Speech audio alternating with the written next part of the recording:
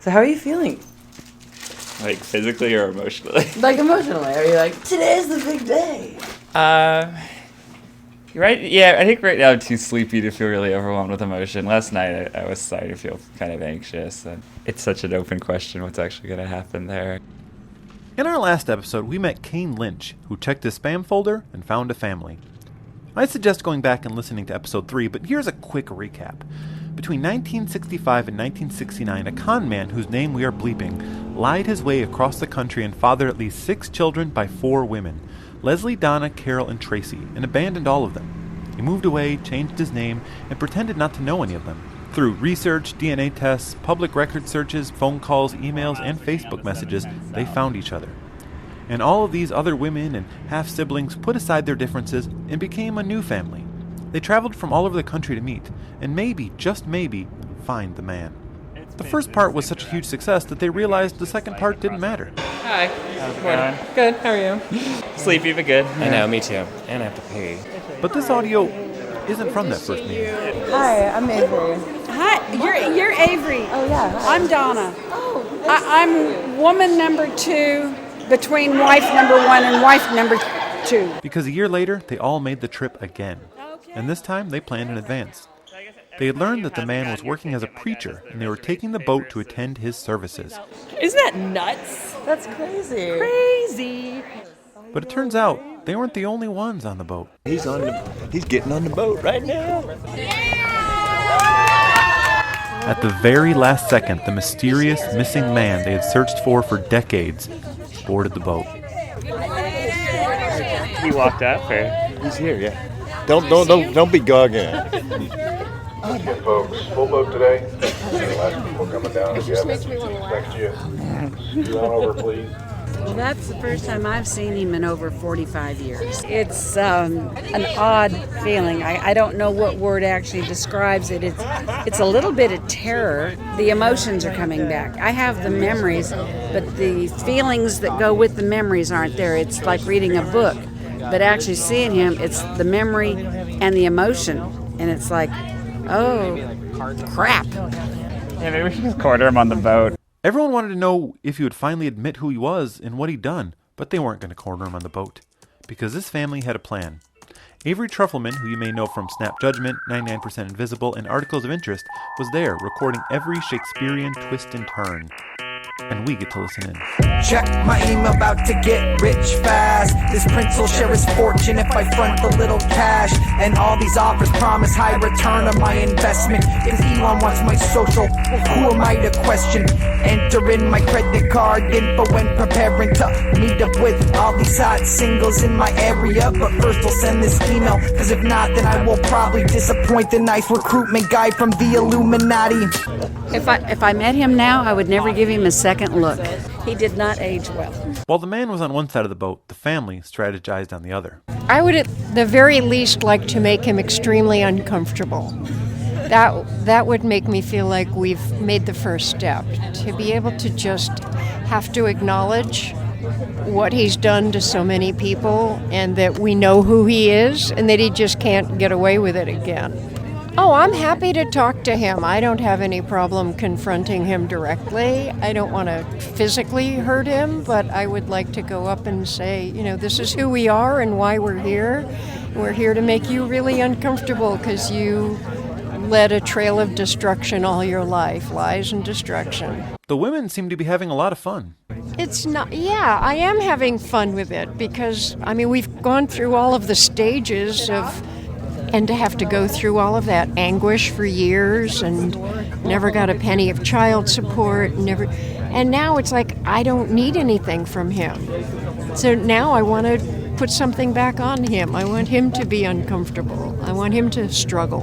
Justice. Justice. Justice can be fun. Eventually, they settled on an idea. We need someone to stand up and say in the middle of his service, so what would you say about a man who has had 6 children and never supported any of them, abandoned them and their mothers? What would you say about that man? Joe had also studied for the ministry, so conveniently, he knew a Bible story a lot like that. What strikes me he's going to have is, as a preacher, he knows the story of David. He had supposed to be a good friend and one of his generals, and David got hot for his wife, and so he instructed the other troops to withdraw so that this guy, I think Uriah, was killed in battle so that he could take Uriah for himself. And a prophet named Nathan came to David, and he tells him a sort of an allegorical story with the same things happening, but he said, "Bring me that guy and I will have him punished immediately." And Nathan points out and says, in King James Version, I love it, "Thou art the man." And David collapses. So he's going to have his "Thou art the man" moment. The pressure caught up to some of the members, and not everyone wanted to go inside. Oh, here we are. Are we going in? I'm not going in. Where's my mom? Oh, there you are. I'm not going in. I'm not going in. Oh, no, don't. No, I can't. I can't. Welcome to my mother. I What's can't. going to happen? I can't. What's going to happen? I'm going to have a moment of Tourette's, and it's all going to be over. And I will be supporting you through every word that comes out of your mouth. I understand. You have but so I might much break love it. and support. I might. No, it won't be. It might just be a whole bunch of crazy, and I think you already got that market covered. We can do a whole bunch of crazy. It's okay. Soon they are outside the church, or rather, they are outside the bank that rented lobby space for church services on Sundays.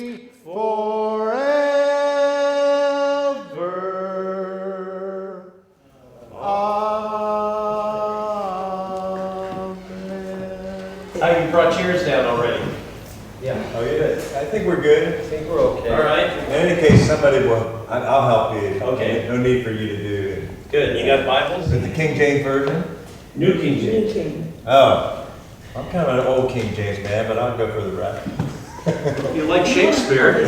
This was him, at long last, and he had no idea how Shakespearean it was about to get. And is it okay if I record the sermon? Absolutely. Thank you. Steve Allen used to say, "Everybody looks good on radio."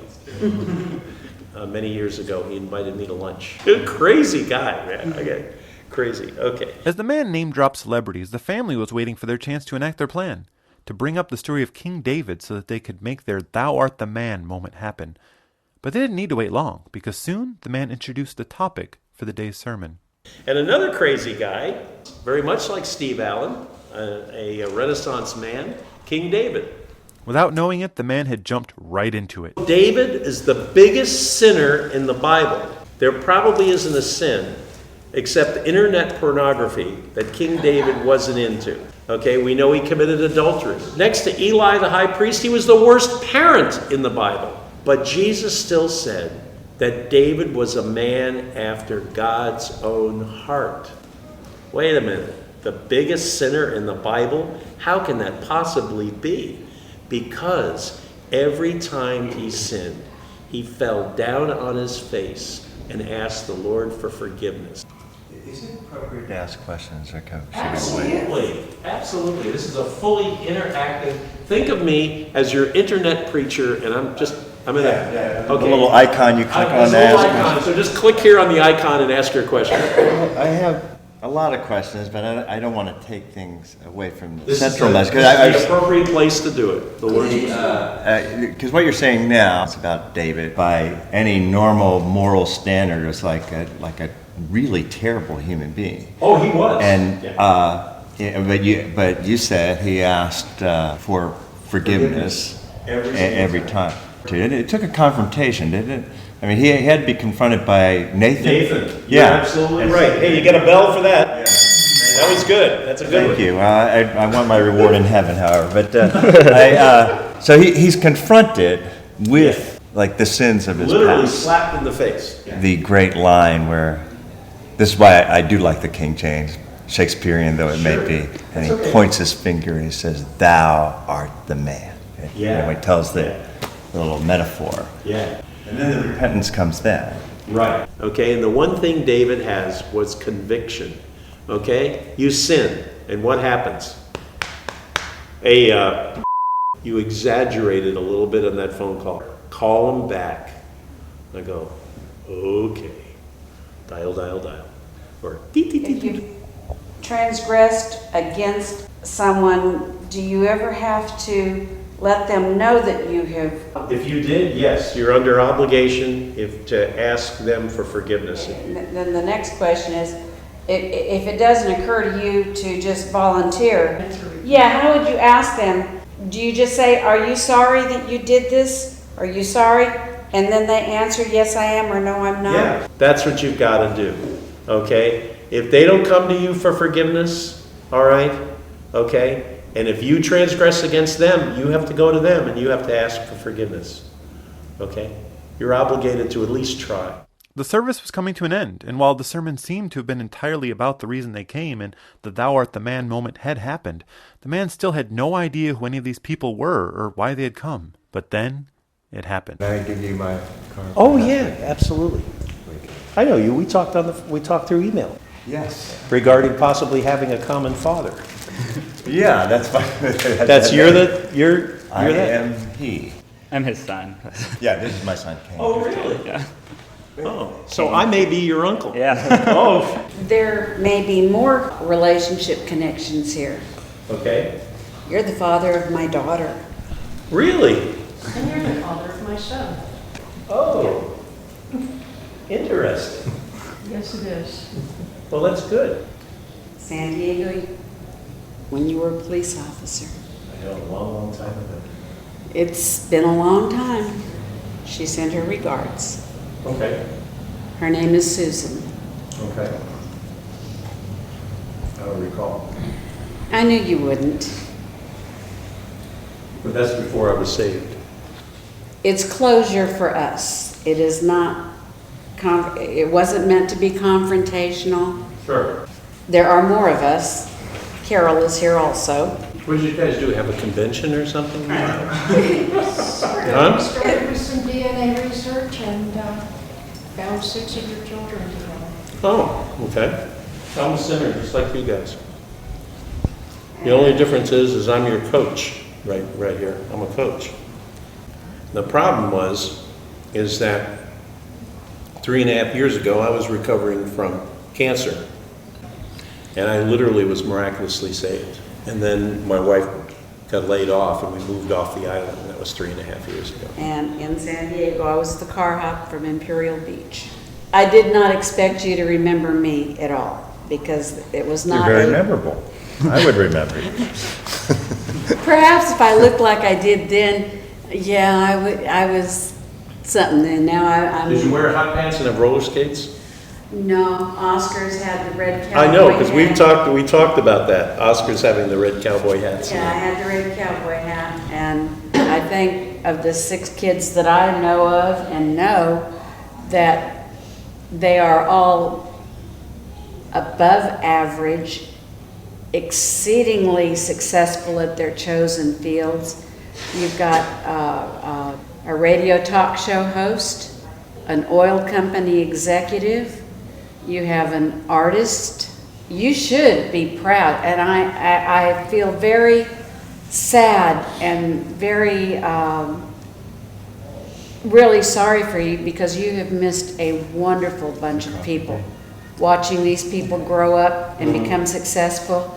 You are a grandfather and a great-grandfather. Oh, great. Yeah, that's what I needed just to said. hear that.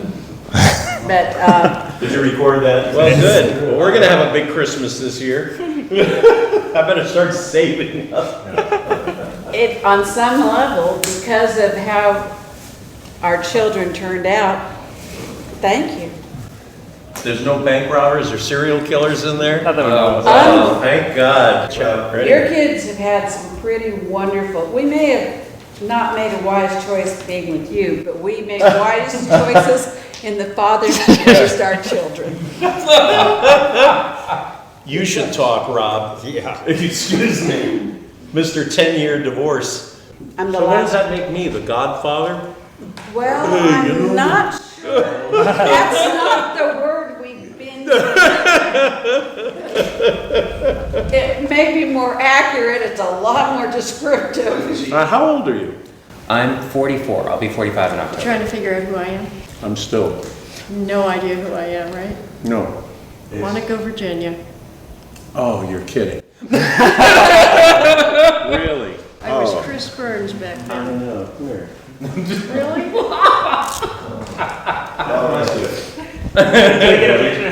Last time you saw him, he can see it on the I know. couch. In the trailer. In the trailer. All right. That's you can right. move See? it. I can't believe it. There you go. They wrapped up the service, and the man actually asked them to hang out. Normally I'm on the 1 o'clock boat. You guys want to hang out for a little while? Can you join us? Yeah. Oh, yeah. I'll take the 345. I'll call and say that I'm on the 345 boat. Is that all you're going to tell us? No, I'm going to tell her everything. I'm going to tell her everything. He soon had the chance to prove it. Hello. Hi, honey. I'm going to be on the 205 boat, so I won't be in until 3:20. Well, you'll find out why. I had some very special visitors from my past showed up. And by the way, remember Joe Lynch? Well, he's here, and several others. And so anyway, he's really my brother. So we'll talk when I get home. Okay? Okay. Bye, honey. And another. Hello. I'll tell you about it when I get home, honey. Okay? This is kind of traumatic. All right? Because they all showed up in church. Yes, I was shocked, honey. Can we talk about this when I get home? They're all laughing at me. Sorry. Okay. Since my mother died, that's what precipitated all this when my mom died. So it got everybody, interested in everybody. Okay, so I'll see you when I see you, okay? Okay, bye. With that, they broke bread and buffalo wings. Give me a Diet Pepsi right now. These guys, now they have great buffalo wings, they have great sandwiches, and of course pizza, and the day-old spaghetti, Mamma Mia's day-old spaghetti is to die for. But something else was on his mind. Nothing like being sandbagged, on a Sunday morning, but that's actually the... I apologize for that a bit, nobody, I don't think anybody wanted to, make a scene, or I don't think anyone wanted to make you uncomfortable or disrupt the service, Well, it's nice to have family. Okay. I didn't have any. My own brother, Chris, doesn't talk to me. I haven't talked to him in 30 years.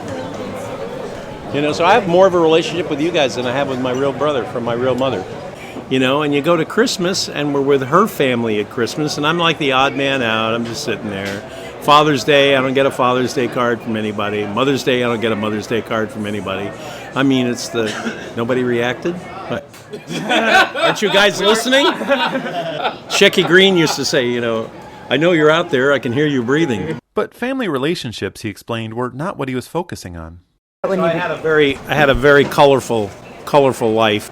I'm just following what God says to the best of my ability and preparing myself to pass from this life into the next. Because it's between him and me. None of you guys are going to be there. And I won't be there for you guys either. But, so it's a one-on-one relationship. And that's all I'm concentrating on right now. And it's good. He couldn't turn off the charm. I don't know what you look like without your headphones, but you're probably very cute. Not very different. I just have ears. And your mom is still cute. Yeah, my mom has always been very good looking. You look like you're on Fox News.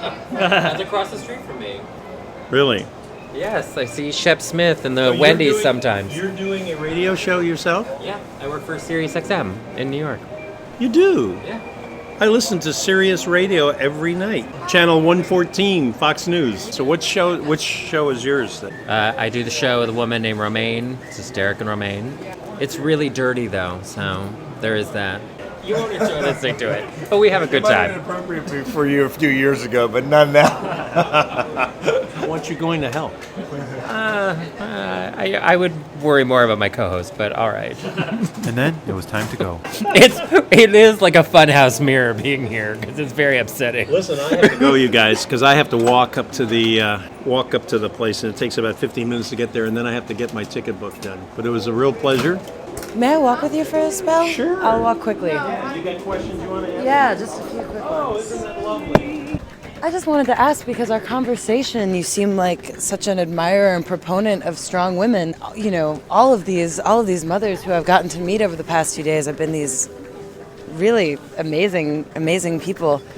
I have to say, you really knew how to pick them. Yeah. But I don't know. Of course, I can't help but I don't know so much about the redhead, but that's okay. But yeah, I was just wondering if how much you knew about your children and how much. I didn't. I haven't had any contact, and this is the first contact that any of them have tried to make with me. Well, I guess the main question that a lot of the women have been wondering about is they're wondering if there might be any more to the family. Do you think that's at all possible? No. It's just And secondly, even if I were, I'm not going to answer that question because this is all personal. Other than that, what you heard today is what you heard. I mean, they said it in a public forum there in church, and you're free to record that. But if you're going to ask me anything else about my private life, I'd rather not discuss it. I'll discuss it with them, but not with you on a recorder. But anyway, I'll let you get on with your... Okay, you don't have to walk all the way down there. Yeah, but thank you so much. It was a pleasure to meet you. That's okay. You too. Bye-bye. Bye. After he was gone, the moms processed what they'd seen. No, he never asked for forgiveness, redemption. His sermon was about forgiveness and redemption. After his pontificating, after all of that, he never once, not once, indicated by thought, word, or a wink of his eye that he had any remorse. There was none. He is not part of our life. He is not affecting our life. Even if he did say, I'm sorry, it wouldn't affect, change, or in any way cause our lives to be different. We have gone on. In our own way, we have all forgiven him. Not that we have forgotten. We will never, ever forget. But when there's nothing he can say that will affect our state of mind or our finances, it's over. We forgave him years ago. We just had to close it now. They'd moved on, but that doesn't mean his actions didn't still have lingering effects. You know, when we have a relationship with someone that's toxic, it leaves an effect on you. Like even now, you know, I'd love to be able to fall in love again. But, you know, it's always tainted a little bit by, is this person telling the truth? Yeah. You know, I want to do a background check on them, make sure they're telling the truth. With the confrontation and conversation over, the family regrouped. I want to know more about the emails and the things between the wife and he during the thing going on, the phone call. He told her, I'm with my brother and his son and some other people. He said other people, not... Yeah, he said there was a whole bunch of other folks here. Yeah, and he had at least two opportunities. Hello. Well, that's why I want to press him in the finger. What does repentance mean? And how do you make this? You know, is it just saying, "Hey, I'm sorry," and it's all between me and God, and then Donna and I in a different way are trying to say, "Yeah, but what about basically you screwed over some people." Do you make this right in some way? Oh yeah, you have to talk to them. You must say that's what you should do. But he didn't do it. He didn't say anything. Say, hey, he could have said to you, hey, I'm sorry, I was never there for you. Could have sat at the table across from you. Could have said that. And then so I'm taking note of all this and his bullshit act. And let me tell you a funny joke. And aren't you cute? And boy, you are handsome. And this is all this bullshit. That's true. That part was true. Yeah. So we have to just establish that there is a baseline of some. Yeah, there's some truth. There's some truth. But he's talking all this and yuck to really prevent, I think, any sort of penetrating thing. And so it's just a way to keep running his mouth because the clock is running. And pretty soon he goes, hey, you know what? I gotta go. And he doesn't have to really talk or connect to anyone. Yeah, no, I really like... Charming, and he's convincing, and it's easy to... you want to believe him. He makes it sound so real and, honest, and then you're like, wait, you said this, and now you're saying this, and that's when he does the misdirect. Yeah. I can't believe it because I thought it was a happy ending. That's kind of nice. And then coming here, I feel like a total dupe. And that's what we all did. We all fell for his story. And it was always, when he told me the story of his wife and children dying in a car train wreck, he was sobbing. And how it destroyed his life, and he didn't know if he'd ever get over it. I bought that story 100%. That leaves us again with a strange ending to the story. It was not an ending. It's just a part of the story. The thing that frustrated me about it is I kind of fell for it. You know? For what? Like when we were talking, I was like, oh, this is so sweet. They're making amends and like, No, they're gonna. No, it's a show. It's a show. But no matter what happened with this man they'd come to find, these families had found one another. They came together. A year later, they came together again. And even if they never heard from the man again, in the years since this was recorded, they've stayed a family. And that's the best ending we could have. Avery, in here. Avery, one big goodbye. All right, everybody, mission accomplished.